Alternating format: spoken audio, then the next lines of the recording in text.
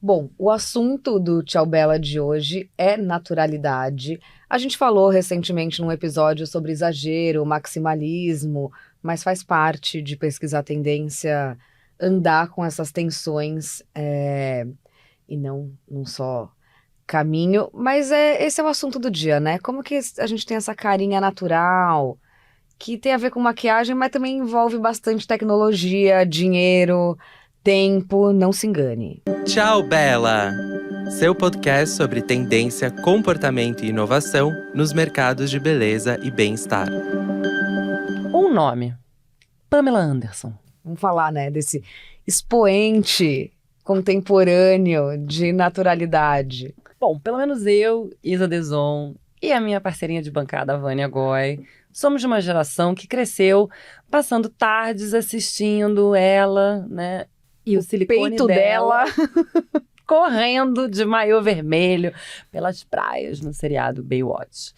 Amando ou odiando, Pamela Anderson era o símbolo de beleza americana na década de 90. E o debate da época era justamente o boom de um padrão, vamos dizer assim, mais artificial, né? Da supremacia de cirurgias plásticas, da recorrência de lipoaspiração e tudo isso aí, né?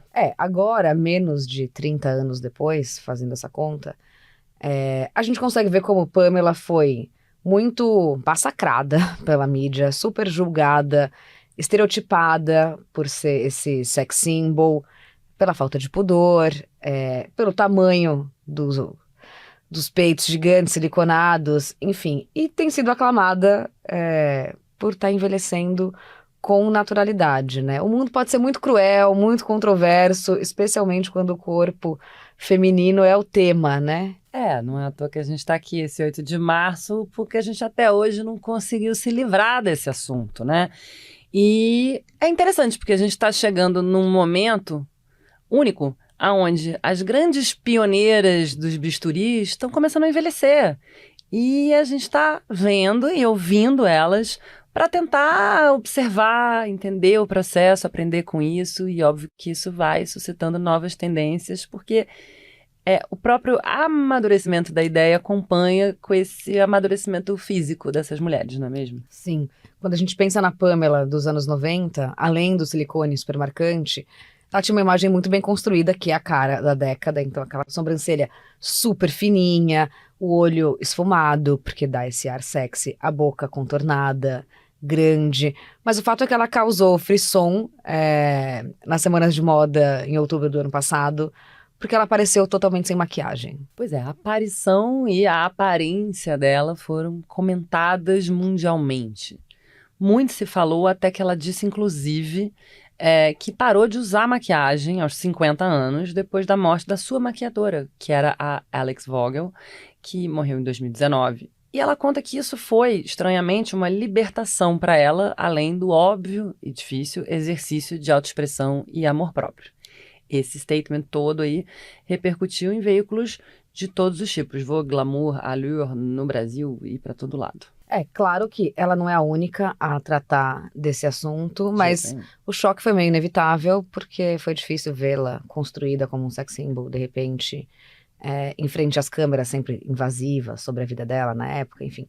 De um jeito mais leve, meio sem se importar muito com a opinião dos outros. Primeiro a gente achou a Pamela super corajosa, depois bateu uma dúvida, né, se esse statement não fazia parte da estratégia de lançamento da sua marca de skincare. Ela anunciou recentemente que comprou a Sonsi, que tem produtos que são cruelty-free, pregam uma rotina mais minimalista, sem muitos passos, mas de toda maneira, acho que bateu melhor pra gente do que pior, né? Super, isso veio seguido de uma construção, né, porque a gente teve uma série sobre ela, depois teve um documentário sobre ela, e isso foi mostrando também, revelando, pelo menos pra mim que fiquei absorvida nesse assunto, o pesadelo que foi a vida dessa mulher, que tornou-se conhecida por ser a coelhinha da Playboy antes mesmo de Baywatch, nos tempos ainda áureos de Hugh Hefner, né?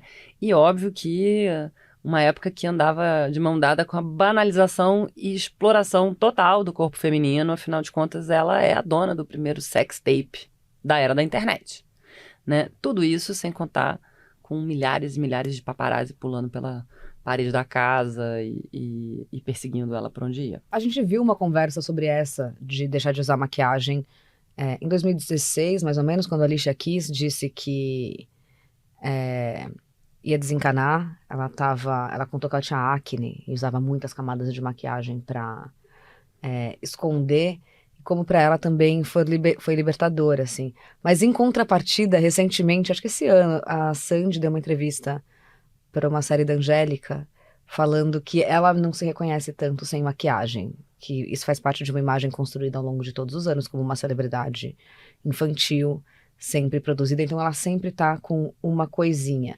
Enfim, acho interessante da gente ver que papel a psicologia social mesmo, a maquiagem tem, e também olhar para esses exemplos que estão incentivando essa hashtag que dá para ver nas redes sociais, que é o No Makeup Selfie. Pois é, eu acho que a gente tá pensando assim um pouco nessa timeline, a gente veio de um lugar onde a feminilidade é totalmente associada ao uso da maquiagem. Isso depois que a gente teve permissão de usar maquiagem, né? Se a gente for olhar lá pra trás, não sei se vocês lembram do filme A Favorita, o cara aparece todo maquiado, pintado, montado, a rainha da Inglaterra, não tem assim nenhuma base corretiva, absolutamente nada. Isso é uma coisa do último século, né? Dá pra localizar, mais ou menos, assim. Então, enquanto isso era um valor essencial do feminino, uma coisa quase que uma armadura, e para muitas mulheres ainda tem esse papel de ser um aliado social para encarar o dia a dia, é muito interessante a gente começar a perceber que a linguagem em torno disso, no momento em que as mulheres se tornam empreendedoras e donas de suas marcas, vai mudando. Então, voltando ali na Alicia Keys, de lá para cá, né, ou seja, desde que ela começou a falar que não ia usar maquiagem, e aí, enfim, usa um pouco, mas ela lançou sua marca de cuidados para a pele que chama Keys Soul Care. Então já está no nome aí, né? Cuidado para a alma. Então tem essa ideia de falar de um tratamento de beleza que sai de dentro para fora.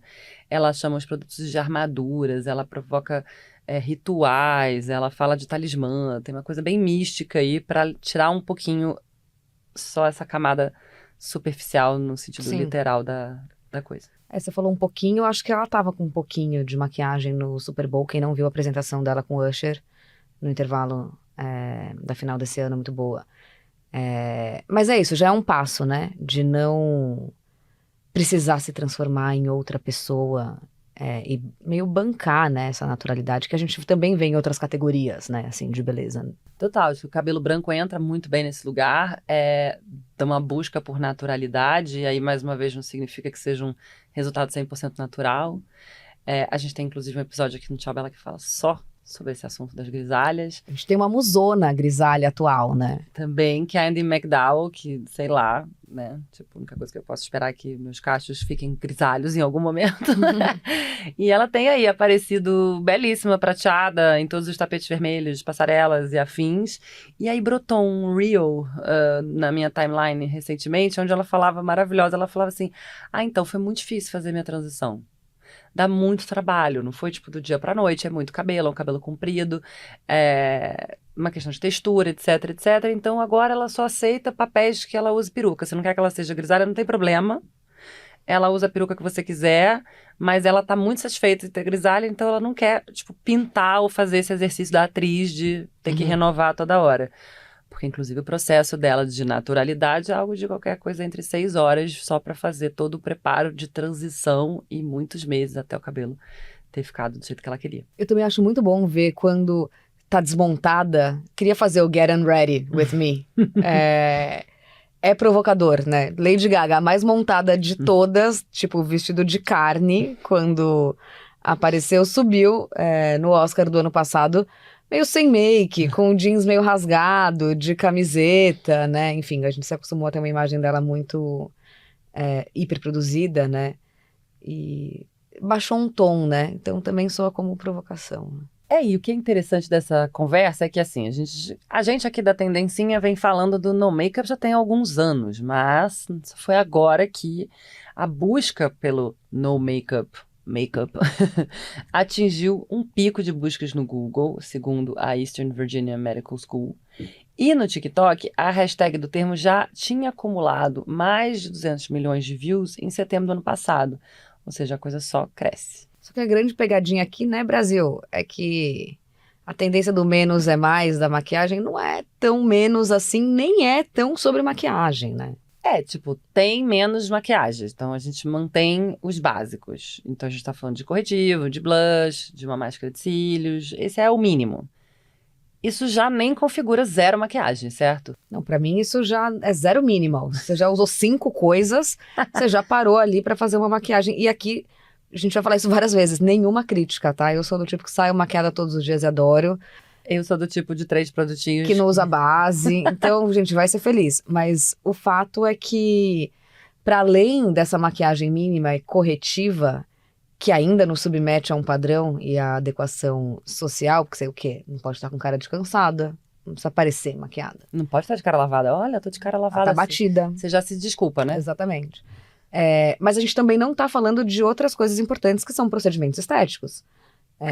Que muitas vezes são demorados, são caros, são doloridos. Então, em alguma medida, ainda estamos submetidas a um desejo por adequação social em outro nível, né? A gente falou aqui recentemente no episódio de Quite Luxury, que tá no top 3 mais escutados do Tchau Bella, sobre essa naturalidade que não tem a ver com maquiagem, né?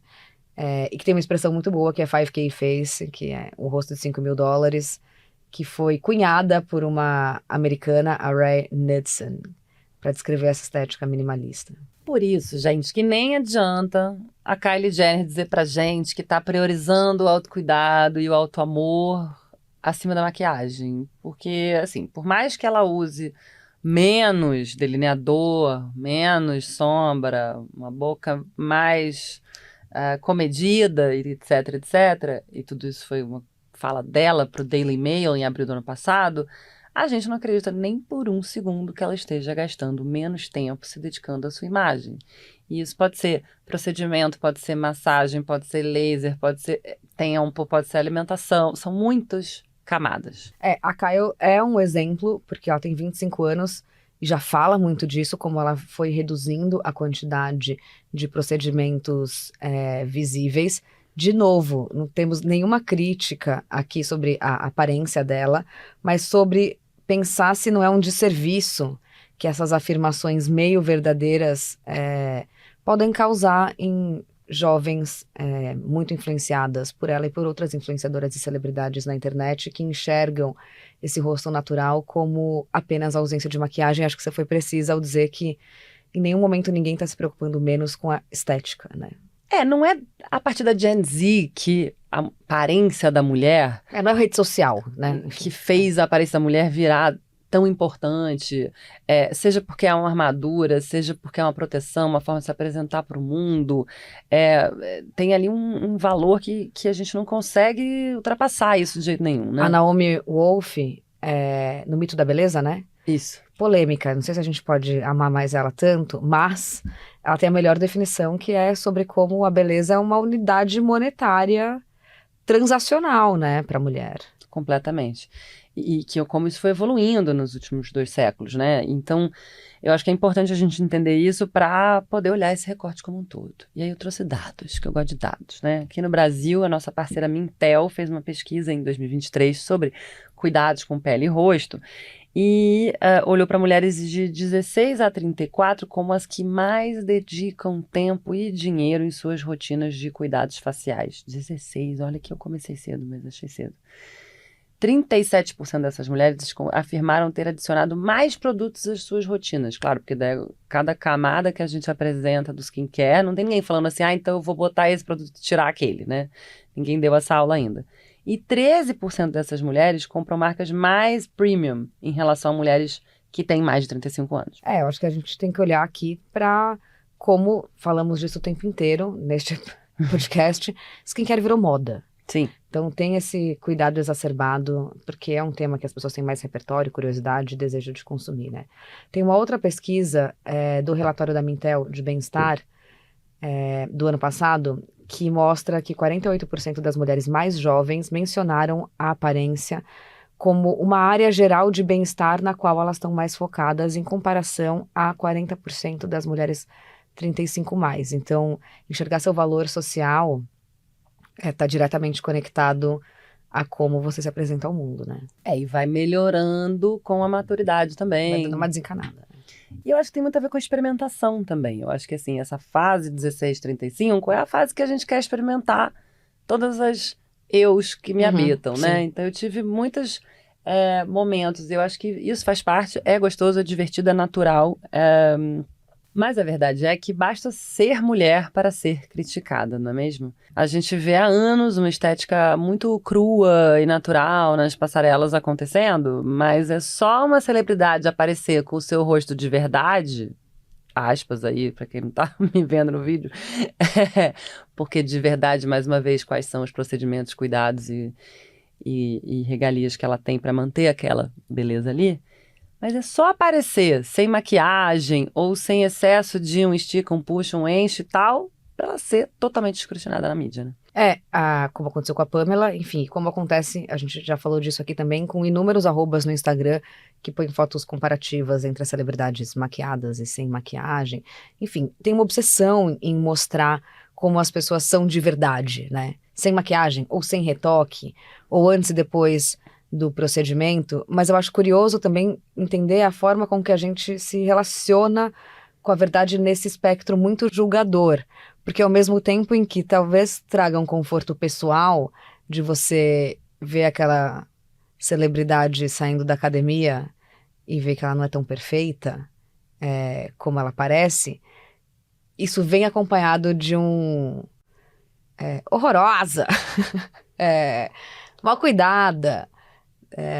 Então, ao mesmo tempo que nos traz conforto, também gera repulsa, né? Eu acho que esse também é um movimento interessante, psíquico, da gente observar, né? E nisso, as mais jovens são maravilhosas, porque eu acho que a gente ainda tem esse hábito, quanto mais velha, entra uma mulher não conhecida, você viu o que aconteceu com ela? E eu falo, gente, mas vamos ter um pouco de piedade, você tem a mesma idade que ela, então assim, a gente tem esses gatilhos também de comparação. Que é geracional, porque crescemos sob outro espectro, encarando como a aparência se desenvolve. Acho que a geração, os mais jovens, alfa especialmente, muito mais tolerantes, mais conectados com o que é diversidade de verdade. Enfim, tomara que sim, tô sendo otimista e eu não sou otimista neste podcast. Veja, coisa boa. A indústria acatou esse discurso mais tolerante, mais inclusivo da Gen Z e trouxe isso, principalmente para marcas, por exemplo, de skincare mais clean ou coisas assim, que estão olhando para todo mundo, ou tentando olhar para todo mundo, ou se propondo, né, a falar com vários gêneros, várias idades, várias raças, etc e tal. Acho que esse também é um boom muito impulsionador de uma tendência que é o skinimalism, ou dos produtos multifuncionais, como você alia tratamento com maquiagem, porque aí você tira a maquiagem só desse lugar superficial de transformação, né? E dá uma camada de cuidado, né, maior para ela, que, enfim, um cuidado que a gente também pode debater bastante sobre medo de envelhecer, de se ajustar ao que é considerado belo agora, né, enfim. Eu acho que para além de produto, a gente tem que pensar um pouco o que está por trás. A gente estava lendo uma matéria na nossa adorada Days Digital, que publicou no final do ano passado uma pensata da jornalista de beleza Daisy Schofield, com afirmações muito fortes sobre essa tendência da naturalidade, e onde ela fala assim, ao contrário disso que a gente vê nas marcas, né, essa estética natural, ela está intimamente ligada à classe social, ela está atrelada a padrões sociais e padrões de beleza eurocêntricos que trazem todo um olhar de classismo, de racismo, que estão embutidos na tendência e que a gente não tende a falar com muita... porque essa estética natural é um recorte de hierarquia de classe, né, no fim das contas. Custa caro, né, gente? E quando a gente olha para as notícias que não são tão boas, nos jornais, enfim, e nas redes sociais, isso fala sobre como as pessoas se endividam, elas correm riscos financeiros e de saúde para buscar esses tratamentos transformadores, especialmente quando a gente pensa em procedimento. Tem essa camada, né, que busca resultado estético a qualquer custo e que às vezes, enfim, culmina em riscos graves para a saúde, nesse certo desespero de alcançar um padrão que coloca em xeque sua segurança pessoal, né? Não dá pra ser vale tudo, né? E aqui, gente, a gente não tá falando de nada novo, a gente só tá tentando mostrar que esse padrão de busca por perfeição ou aperfeiçoamento, ele sai de um produto onde a gente falava, bom, vou botar uma base de cobertura total, vou fazer uma página em branco do meu rosto, para cremes, tratamentos, procedimentos e coisas assim. Especialmente quando a gente olha para procedimento estético, porque tem um recorte de tecnologia muito importante que aconteceu, acho que nos últimos 15, 20 anos, que eles se tornaram menos invasivos, eles são reversíveis. Então, uma coisa era nos anos 90, quando você fazia uma cirurgia plástica que remodela o seu rosto. Hoje é muito mais sedutor de você desejar experimentar uma boquinha maior, porque ela tá mais na moda. E porque isso sai, né, depois. Ou seja, o recorte era pequeno, ele aumentou um pouco e isso ficou muito sexy. Então, assim, quando a gente fala desse look natural e do no make-up, ninguém aqui tá falando que não tem nenhum tipo de preenchimento, que não tem nenhum tipo de botox, que tudo isso não tá acontecendo. Ao contrário, a gente vê que são grandes aliados e que, na verdade, o que tá acontecendo de interessante nessa seara é que as dosagens e as técnicas de aplicação que estão mudando para se adequar a essa tendência. Então, a gente ouviu muito a reclamação de falta de expressão. Então, agora os dermatologistas estão trabalhando como que você fica com a sua expressão, não perde. Você não tem ruga, mas tem expressão, não é, né, enfim. Então, é muito interessante, porque, na verdade, está tudo evoluindo. Acho que por mais que esse discurso ideológico da naturalidade esteja em alta, e de fato, genuíno, olhando em retrospecto, de natural não tem nada, né? Pois eu já, com a minha veia otimista, acho que a gente pode sim identificar partes desse movimento que estão impulsionando a mudança de comportamento que possa ser de verdade, que possa ser... estamos falando de médio prazo, né, gente? Mais inclusiva de verdade. E aí tava vendo justamente trendzinhas do TikTok que apareceu em 2022, começou a aparecer coisa um pouco mais saudável, né? Um pouco mais interessante. E uma que a gente achou muito divertida para trazer aqui, que chama My Taste in Music is Your Face. Meu gosto musical é o seu rosto. E é como se a pessoa aparece com um filtro muito exagerado, enquanto a música que ela escolheu vai tocando, aquele filtro vai derretendo, vai caindo, as máscaras vão caindo por terra, e o rosto verdadeiro, ou natural, ou quase, da pessoa aparece por trás. Tem o Sharing My Actual Weight também, né? Que a gente fala muito sobre como tem trends muito problemáticas a respeito de peso e corpo, mas esse vai mostrando diferentes corpos que têm o mesmo peso para mostrar que não importa esse número, a gente acaba sendo, enfim, diferente, né? Acho que a gente fala muito do TikTok porque é olhar para uma geração de novos consumidores ou potenciais consumidores, né? E quando a gente pensa na indústria de cosmético, eles já são 43% da parcela que tá comprando aí maquiagem, creminho pro corpo, creminho pro rosto, né? Então vamos torcer para eles seguirem expandindo os nossos horizontes, pregando uma naturalidade mais real mesmo, né? E pra gente lembrar que a gente é mais do que um corpo e do que um rosto, né?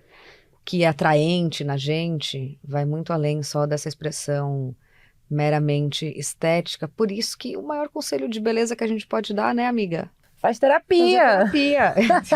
Investe nesse skincare, que é tudo.